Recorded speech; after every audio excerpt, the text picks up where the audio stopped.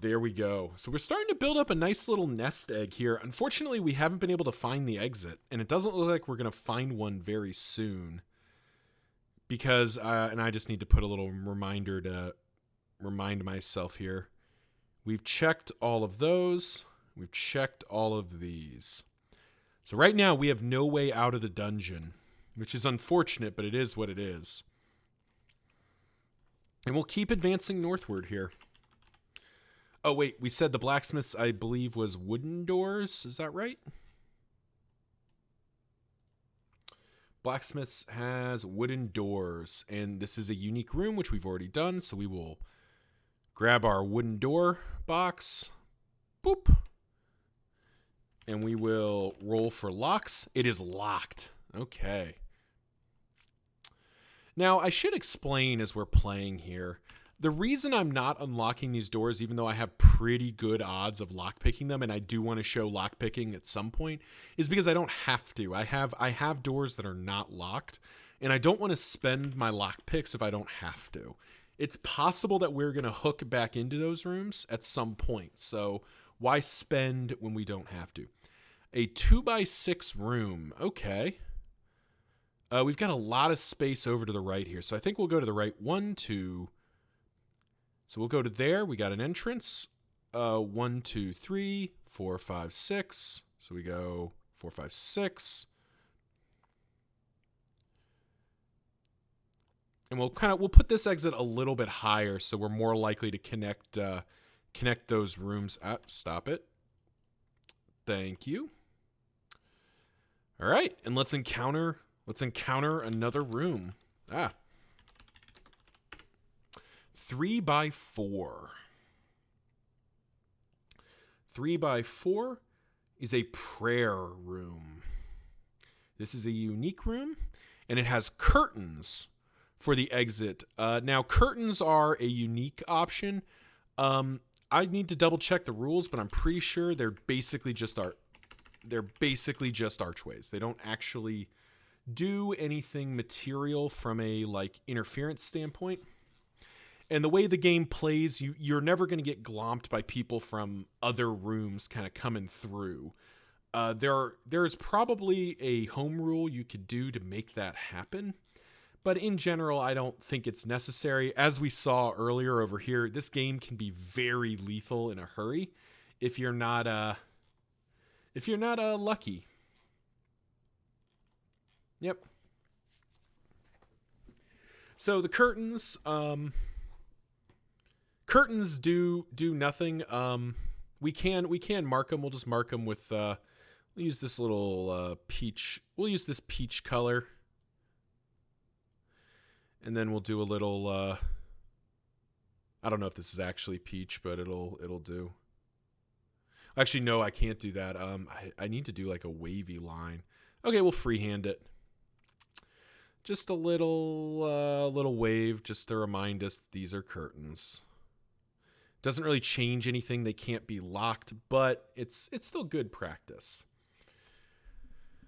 So, prayer room. Where did it go? I just had it. Prayer room, 3x4.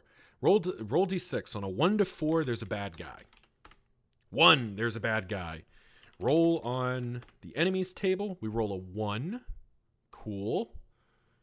Which gives us a crazed preacher. I know exactly who... actually, let's see if we get a... See if I've got a good token for this. Madman. Do I have a Madman option? No.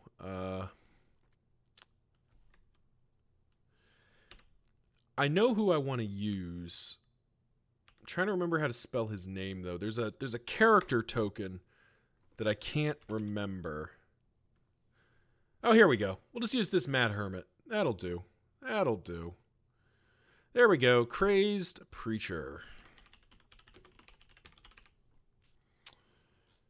This is definitely going to end up being multiple videos. If I haven't already cut by now, I'm going to end up having to. I'm pretty sure.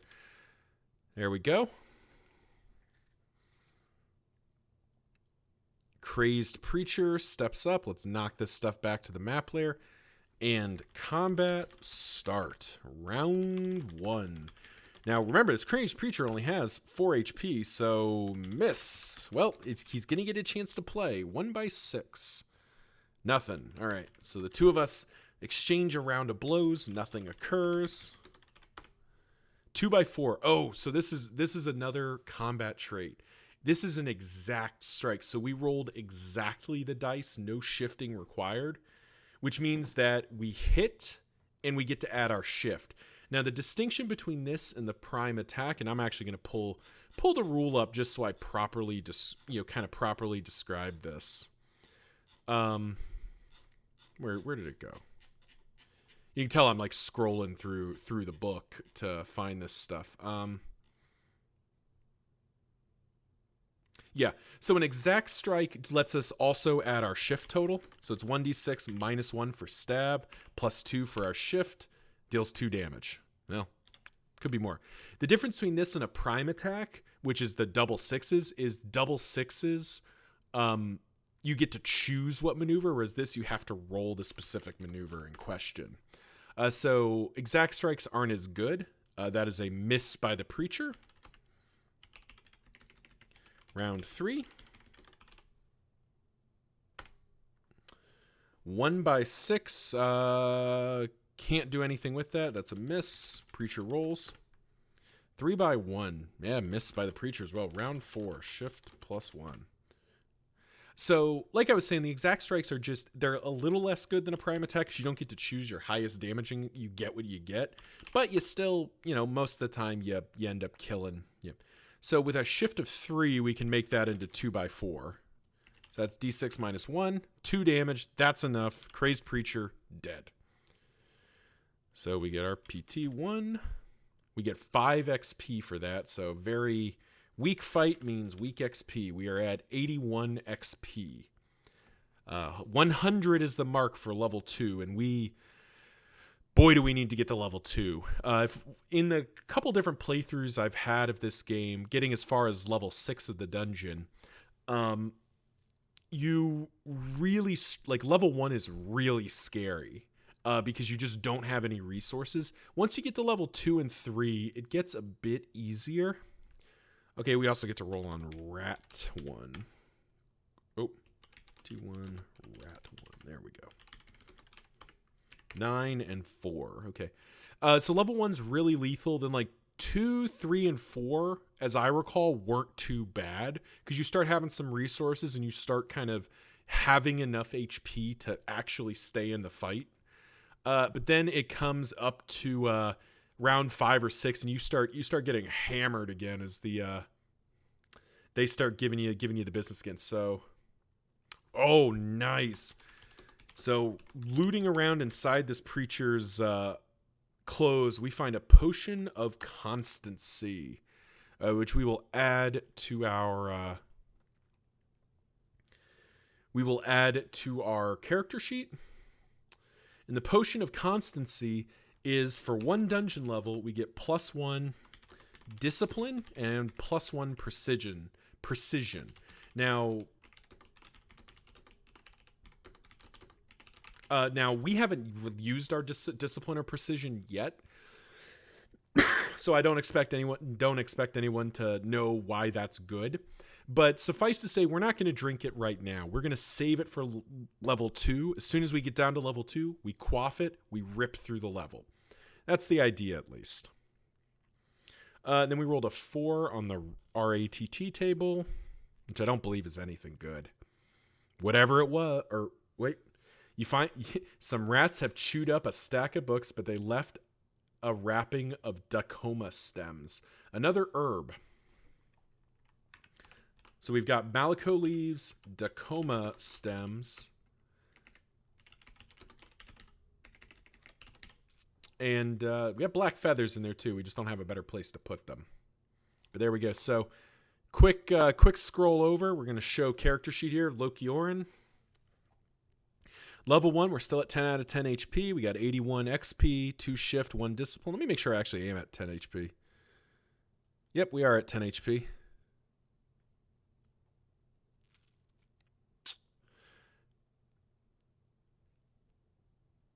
And yeah, the rest of it, we've got our Meduva the Rot favor. We got our maneuvers. We've got our loot. We've got some Malico leaves. We got some money. Doing pretty good. Away it goes. And we're ready to move on. We've got curtains. Now we know off to the right is going to lead into some of these locked doors. So I actually want to continue northward. Or actually, well, let's continue to the west here. Let's kind of keep going down the line here. And let me make sure we actually finished the prayer room. Is that everything in the prayer room? Yep. Cool. So let's go to the left. 2x5. Nice. So this is a tall room, so we can go there. And it has a single exit, which we know is just going to let into this room right here. So we will build the room so that we end up heading into this room. Oh.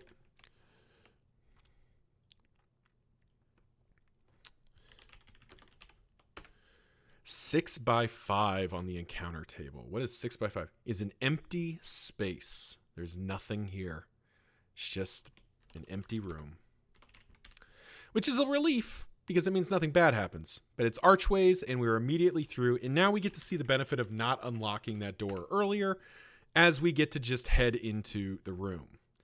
So it's 6x4. It has a single exit. So we already have an exit. So this room is a dead end. So it's 6. So it's 1, 2, 3, 4, 5, 6. Nice. We got what I kind of wanted here. 1, 2, 3, 4. Got some more shots to find the end or find the exit out of here. So let's check what our room is. Oh, wow. I forgot something. So I screwed up. I'm going to confess right now. When you roll doubles on room size like this, you're actually supposed to re-roll and make the room bigger. I screwed up. I'm sorry. Not perfect. Don't think it would have mattered. So, we're just going to say I goofed. Moving on. 2x1 for this room. I think we've had 2x1 before, haven't we? It's another it's blacksmiths. We've already had it, so we will roll again. 4x5. That one's probably new. 4x5 is not new. It is another storage area. So we'll do another storage area. And we'll check for a patrol. It's on a 4 or lower. No patrol. Which is nice, because it means we don't have to fight anything.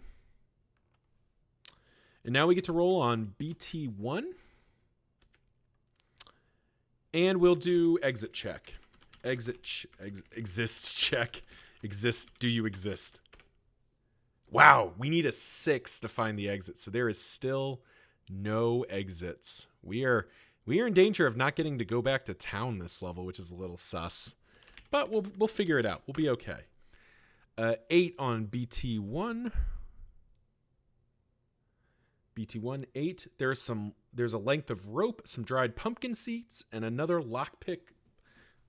+2 for 3. So rope, pumpkin seeds, lockpick, +2, 3 uses.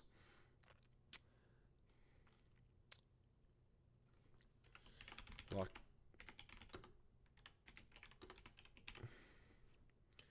And we got some rope. Cool.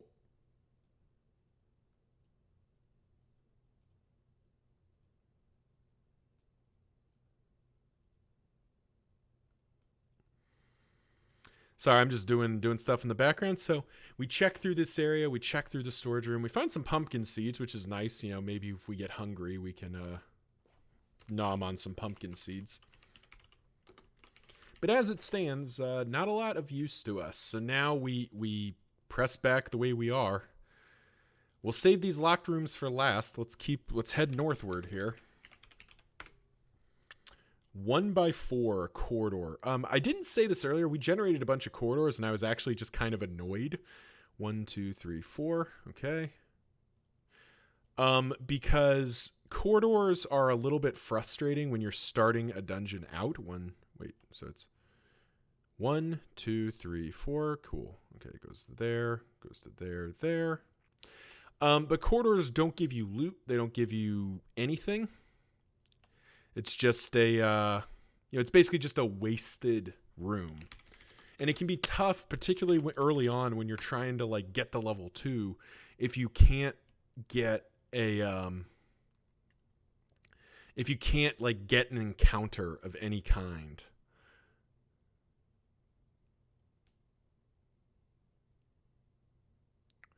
So we're 4x3 with one room, so we'll do it like that.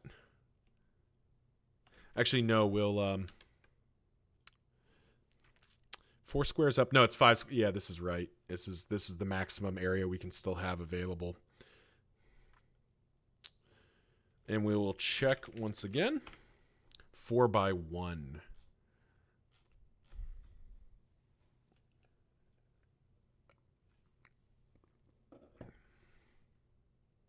Oh, a small shrine. This is not a unique room. Small shrine. The exits are random, so we will roll to determine the exits. 6x2. Archways, cool. So can't be locked. That's nice. And now we roll to determine the deity that's in here. 5. That's not Meduva, so that's good. Different deity is good. Alrighty. It is Nevezator the Blind. And it is a shrine to him, so I think if we have something to offer to him, we get to get a thing. Let's see what the blind god wants. Oh, I didn't talk about. We'll talk about the gods as they come up. Meduva the Rot is the deity of the past and is sort of not death but decay, if that makes sense.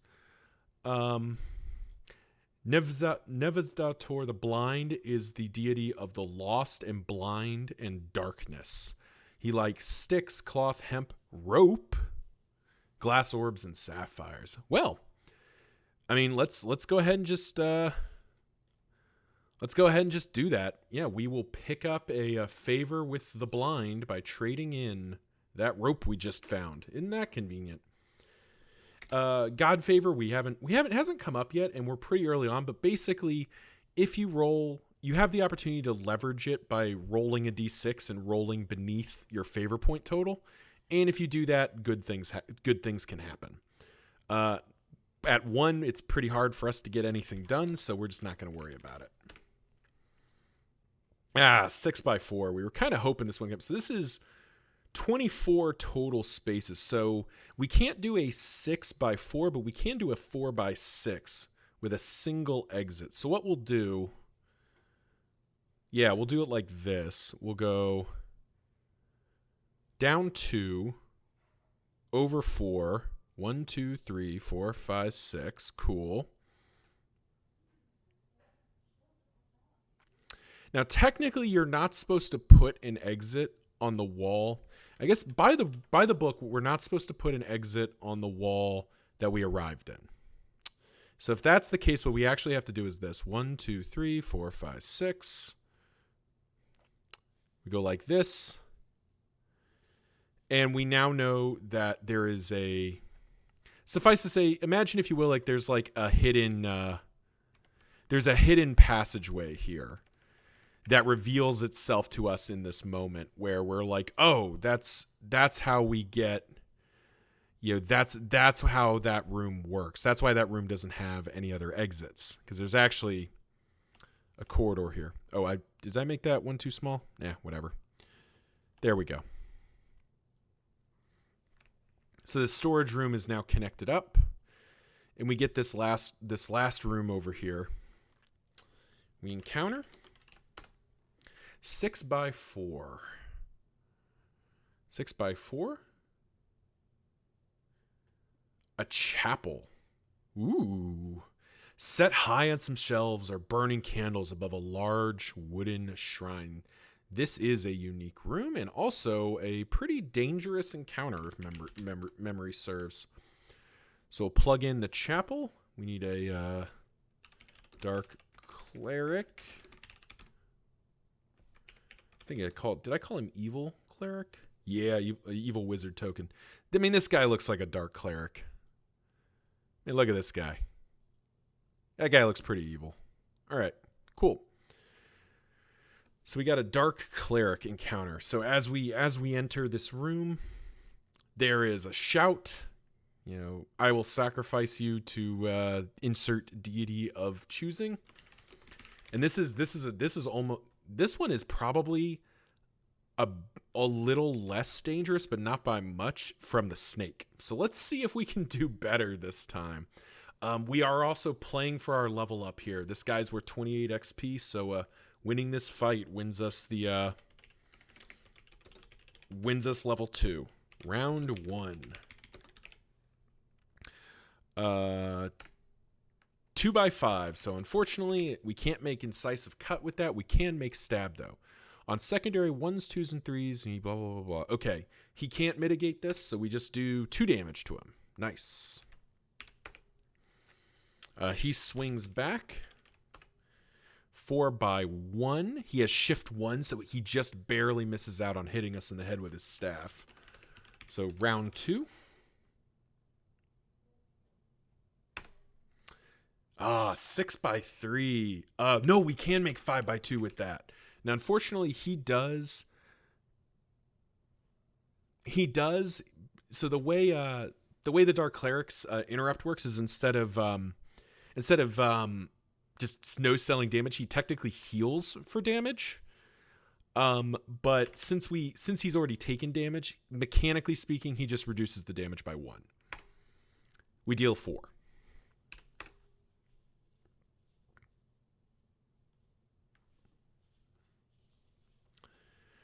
He swings back at us. 3x1. He gets us with his necrotic prod. We do get to mitigate an extra thanks to our quilted cloak. Our quilted coat gets us for 2. Ouch. Not too bad though. That's just a hard miss. And 6x1. Thankfully, he can't do anything with that. So round 4, we're entering shift +1 mode. 6x4 becomes 5x2. Another 4 damage. We're just chipping away at this clown. And he in turn swings back. Actually, no. So this is a guy that would have a potion. So using another one of the optional rules, we have creature drinks a potion. They've lost more than half their HP. They give a turn on combat to drink a potion. He rolls a 5. He pulls out a green potion and quaffs it, healing for 10 HP. Well, crap. That was bad. So shift is at +2. So we swing again. We do manage to get to. We can actually get to either one. So we go to incisive cut. Crack him for 4 immediately. He swings back. We are now a little bit concerned because he just healed the full, which means we're basically having to kill him twice. He can staff bash us for that, and we can't mitigate it. Whoo, 0 damage. Just glances off of us. No problem. Water off a duck's back. Shift is at +3 now, so we are at maximum shift, which for us is shift 5, which is a lot. Because, yeah, we just... Basically, at this point, we hit with almost every strike. It's just, what do we hit with? Hit him for 3, or hit him for 5. Ooh, he prime attacks us. The air turns cold as the cleric raises their staff. You feel a chill run through you. We just lose 2 HP. Just flat out. Now, let me confirm that that's the right way that rule works, because I don't think he gets to swing 2. I think he just gets you for 2. Basically, no mitigation, no nothing. You just take it on the chin. I think that's how that works. Let's confirm.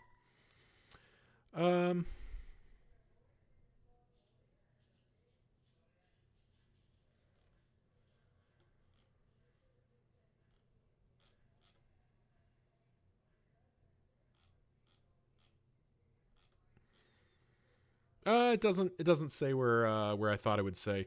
I'm pretty sure. Yeah, he just hits us for 2 for free. Shift remains at +3. 1x4 becomes 2x4. We can't really do anything about that, and we do nothing. Nice. Would Shift 5 have gotten there? No, it wouldn't have. So he swings back. 3x1 gets us with necrotic prod again. Gets us for 3. Yowza. We're in trouble. This is now down to the wire here. Whew, okay, that'll do it. Because that we can easily make that 5x2. 6 damage. Boom. Dead. Whew. Once again, exhausted and bleeding, we take down the Dark Cleric. But as he falls, this near-death experience pushes us a little bit further. We feel this vigorous momentum fill us, and we level up to level 2, which in words are failing me. In 2d6 dungeon happens instantly.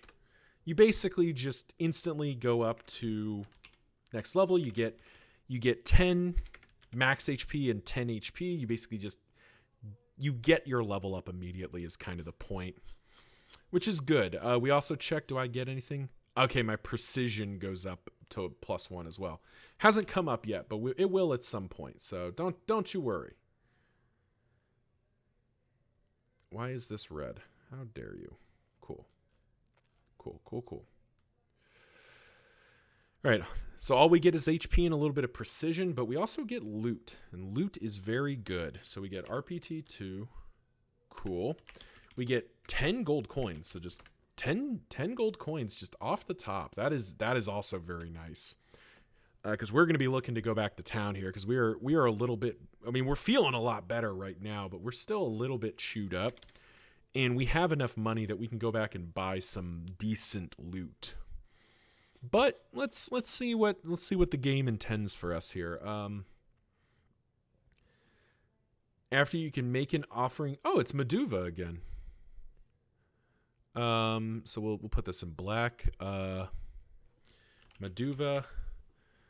So Meduva the Rot likes leather. That's right. Meduva likes leather. So we have leather cords, so we can just dump some leather cords here. Yep. So we'll dump one of our leather cords and immediately get up to 2 favor with Meduva the Rot. Very nice. Anything else in the chapel? I don't think so.